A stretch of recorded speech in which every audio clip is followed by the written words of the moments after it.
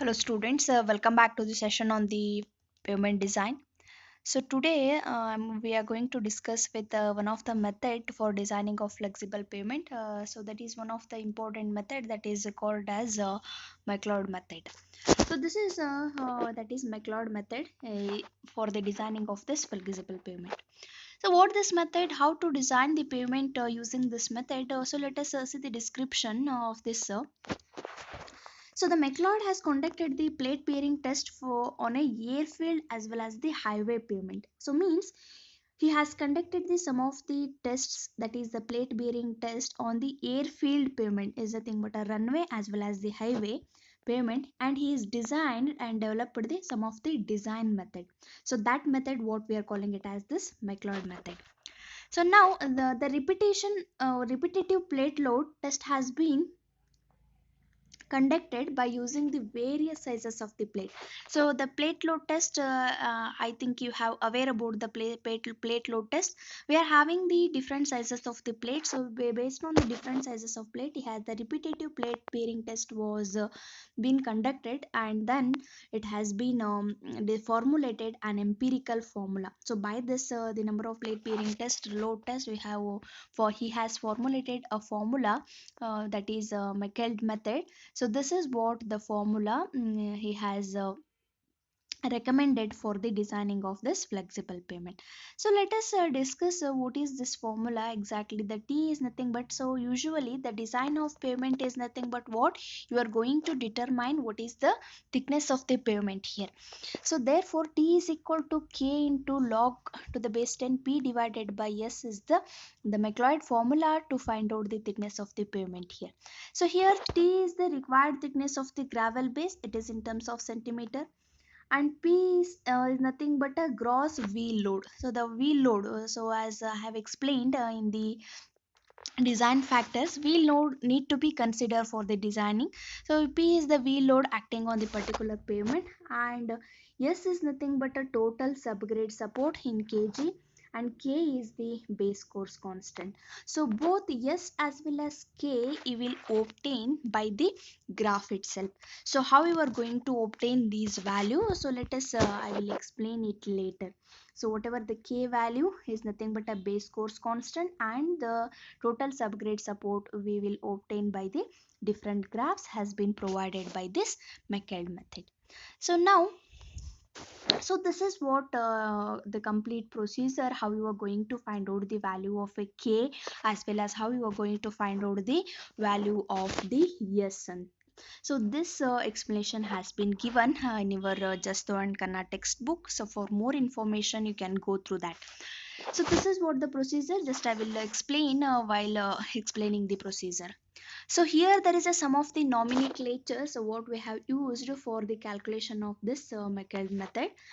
So yes, I have explained, yes is nothing but a subgrade support. So in order to calculate the subgrade support, we are having an equation x into p pi into a square. So whereas x is nothing but what, it is a some ratio here. So x is nothing but the sum ratio. So what it is exactly, you just look over here. X is nothing but the subgrade support at the deflection n, that is at the some deflection for bearing plate of any diameter. So for any diameter, it is general consideration, divided by the subgrade support at 5 centimeter deflection on the 30 centimeter diameter. So this is what the standard ratio what we have considered. So this ratio we have considered for the calculation of this subgrade support. Yes, so just I will show you in this graph, you just observe here. So these two graphs we have used for the calculations. So in order to find out the constant value K, that is the base course constant what you have observed in this thickness formula, you just observe the thickness formula here K. So this base course constant has been obtained by this graph. So this is, that is the bearing plate diameter. So diameter we need, the corresponding base course constant has been given in this graph. So if you know the bearing plate diameter, suppose if you consider the bearing plate diameter is 50, you just go on this along y-axis, whatever the intersection of these curve, the corresponding y-axis value will be the your base course constant. So like that you have to choose the base course constant from this graph. And in order to find out the ratio x, what I have shown the x value, so is nothing but, so whatever the ratio I have shown, x is nothing but the y axis of this graph. You can just observe here the ratio is nothing but the same subgrade support at the deflection of n number of n for the bearing plate or the diameter, and the subgrade support for the 5 centimeter on a 30 centimeter diameter. Same that whatever the ratio is there, that has been considered in the y axis here. And the perimeter to area ratio, so that is you have to consider perimeter to area ratio along this x axis. And the maximum deflection they will give, usually the maximum deflection is 5, that is 0.5 is there. You have to use this curve for this determination of this x value. You need to find out the perimeter by area ratio corresponding 0.5 whatever the deflection, you need to find out the x value using this graph. So these two graphs we have used in this Meckeled method of designing of the flexible pavement set. I will explain while the calculation of the problem. Just observe the here. So now this is what the nomenclature, yes, the subgrade support, and here the A is nothing but the radius of contact of tire pressure, radius of contact it is, and P is the contact pressure of a base plate. So here you will come across the two P's, that is one is the capital letter P and one is the small letter P. So capital letter P is nothing but V load and small letter P is nothing but contact pressure of the plate load test. So here you will get the sum of the data by the plate load test also, that is the small letter p you need to consider. So and we are come across the two graphs what I have shown, that is the figure 7.19 shows the relation between the plate diameter as well as the base course constant, so as I have shown, and figure 7.2 shows the relation between subgrade support and the perimeter by area ratio. So these are all the some nomenclature what we have used for the calculation of this problems. So now some of the formulas we are going to use in the calculation of the problems, that is the radius of the contact. A you need to find out. So you are familiar with this formula in your first model itself. To calculate the radius of contact, that is a wheel load divided by tire pressure into pi, that is p is nothing but wheel load, small letter p is nothing but tire pressure, p divided by p into pi is your radius of contact, and perimeter to area ratio p by a. So perimeter of a circle is nothing but 2 pi r. R is nothing but a here. Therefore 2 pi a divided by pi a square. So that you will get the 2 by a. So that is perimeter by area ratio is always is equal to 2 by a. So then you need to find out the design unit support. So otherwise you can directly find out this design subgrade support x. So design subgrade support S is equal to, we are having the formula x into p into pi a square. So x is nothing but the ratio what you have obtained by the graph, and p is nothing but here the pressure of the that is a test plate, that is bearing plate what you have considered. So that plate pressure you need to consider, it is not a wheel load here. And pi you know, and a is nothing but it is a radius what you have calculated, you just substitute here, you will get the design subgrade support. So these are all the some of the formulas what we are used in the calculation of this pavement thickness by the Meckeled method. So now you can see this I have already shown these two graphs we will going to use for the calculation. This is for the base course constant.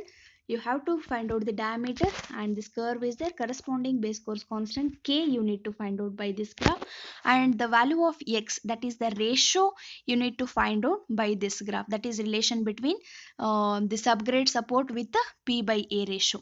You need to find out perimeter to area ratio, and the subgrade support s, that is x value you need to find out the s by using this graph. So now let us move for the problem. So this is what the design some of the example of problem to designing of the flexible pavement using the Meckeled method.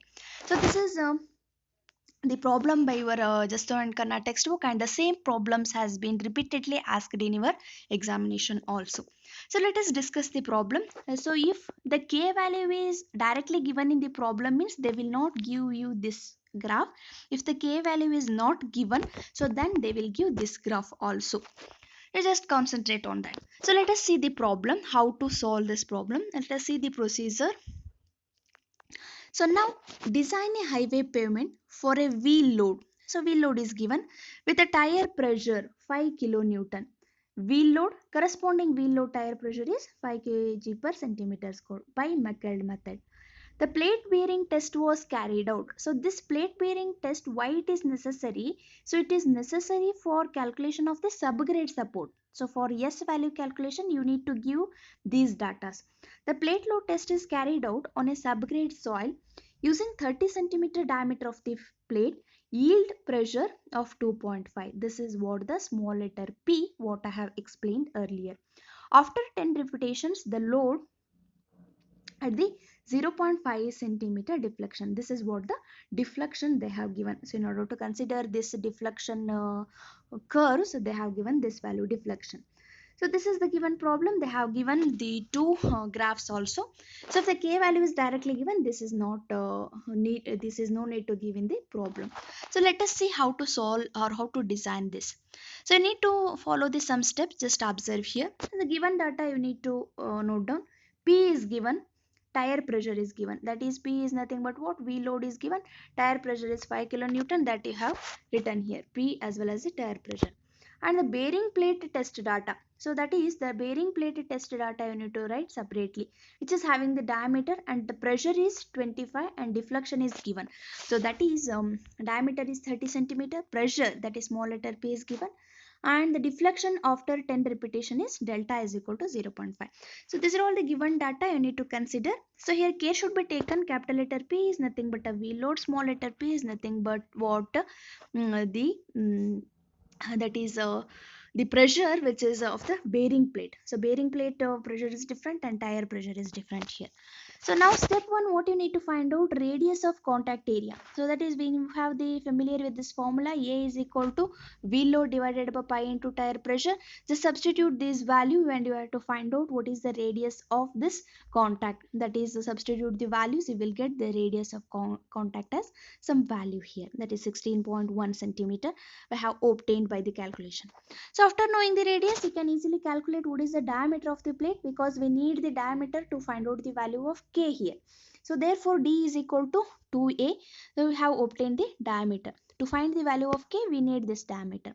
So now let us move for the third step. Refer the graph 7.19 for the diameter of 32.2 centimeter. The base course constant is. Just refer this graph. So this graph you need to find out. So this is 25 is there, this is 50 is there, 32.5 is nothing but somewhat here we will get 32.5. It's just approximately how to consider. So by so you have to interpolate it and you have to consider here 32 points means somewhere it is here, and you just go here and it will cuts this curve somewhere here. So it is approximately it will 90. So you just observe the figure, you will get easily, that is corresponding 32 point the plate diameter is 32.2 is there, corresponding y coordinate is nothing but whatever base course constant k you need to find out, that is 90 you have obtained by this graph. So then will move for the fourth step, that is the perimeter over area ratio, p by a ratio, that is perimeter over area ratio you need to find out, p by a. So as we know, p by a is equal to 2 by a. So by simplification, 2 pi r divided by pi r square, the simplification 2 by a is your perimeter by area ratio. A is nothing but the radius of contact what you have obtained by here. Just substitute that one, I will get this perimeter over area ratio. So this is what the fourth step. So now let us move for the fifth step. So refer the figure 7.2. For a p by a, you have obtained the some ratio here, and the delta deflection of a line is given in the problem itself. So corresponding p by a on x-axis and delta is nothing but deflection line. the corresponding projected value of y-axis you need to consider, that is what the ratio is, nothing but x what you have considered in the problem. Just I will show you. So this is x value. So x is nothing but the ratio. This ratio what we were obtaining by using the 7.2. So the same way you just observe here. So this is you need to find out p by a delta corresponding. So you just observe in the graph. So this is the perimeter to area ratio, and these are all the deflection curves, and this is the ratio what we want is nothing but x value. So perimeter by area ratio we are having 0.124. So it is 0.12 is here, 0.12 is here, and the deflection curve is 0.5. This is the deflection curve. So 0.124 is nothing but so somewhat here, and the deflection curve 0.5 you need to refer. The corresponding y value is nothing but it is below 1. I think it is 0.95 approximately. So that is what your ratio value you need to go. That is p by a is known and this deflection curve value is known. So you need to refer 0.5 deflection curve. The corresponding value of ratio you need to consider. That is what your ratio, that is x value. So that I have calculated, that is p by a delta is equal to 0.5. The x value on the projected y-axis is equal to 0.95.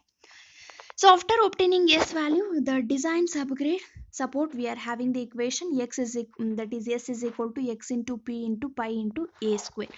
X value you have obtained 0.95 and p here, so you don't get confused. This p is nothing but what, the tire pressure or pressure which is related to the test plate.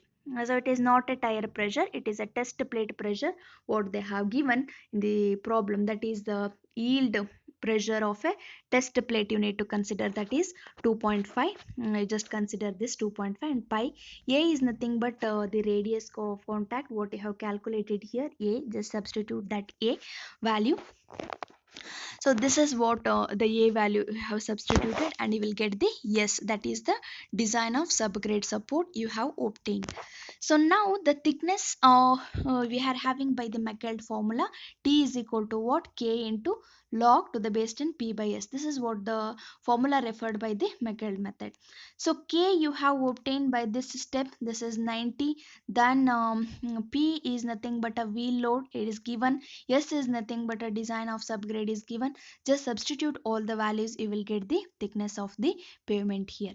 So this is what the thickness of the pavement what we have obtained by the McElrath method. So out of this thickness you need to provide 5 centimeter of bituminous surfacing. So means that we have obtained the 26 centimeter here, we need to provide the 5 centimeter of bituminous surfacing out of this 26 centimeter thickness.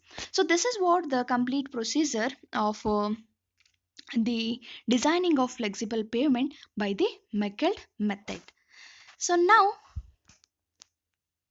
we will move for the another problem on the McElrath method. Just I will explain you, just go through this problem.